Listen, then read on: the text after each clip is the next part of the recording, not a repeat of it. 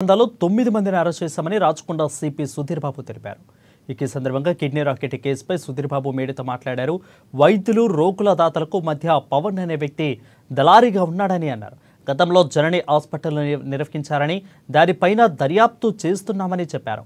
ఒక్కో శస్త్రచికిత్సకు దాదాపు 50 లక్షల నుంచి 60 లక్షల వసూలు చేస్తున్నారని సిపి తెలిపారు. ఇక నలుగురు దాతలు గ్రహీతల వల్ల విషయం బయటకు వచ్చిందని అన్నారు.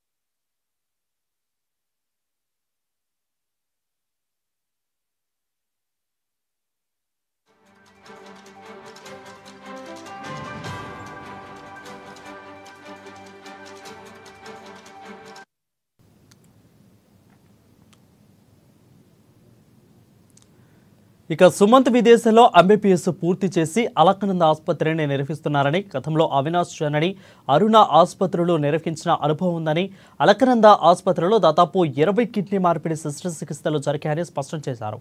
సుమంత్తో కలిసి అవినాష్ కిడ్నీ రాకెట్ నిర్వహించాలని వెల్లడించారు.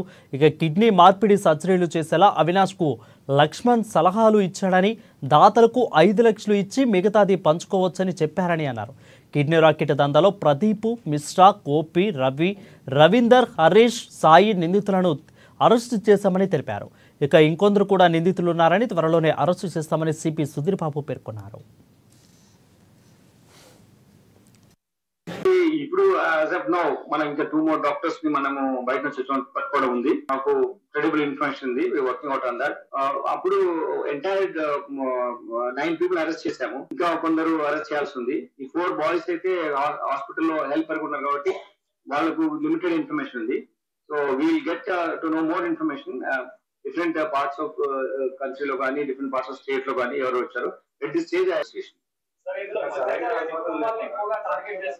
certainly it is one fortunate thing. ఎవరైతే నీడీ పీపుల్ బీద వాళ్ళు ఉన్న వాళ్ళనే డోనర్స్ గా వాళ్ళు టార్గెట్ చేస్తారు. అదే మనకు మోస్ట్ ఇంపార్టెంట్ కన్సర్న్.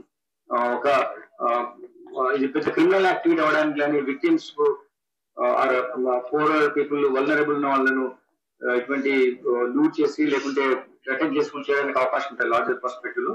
కాబట్టి ఇటువంటి యాక్టివిటీ జరగకుండా కోసం మేము సీనియర్ యాక్షన్ తీసుకుంటున్నాం. కానీ 2 other doctors Rajasekhar and Shoaib ఉన్నారు. వాళ్ళు డిఫరెంట్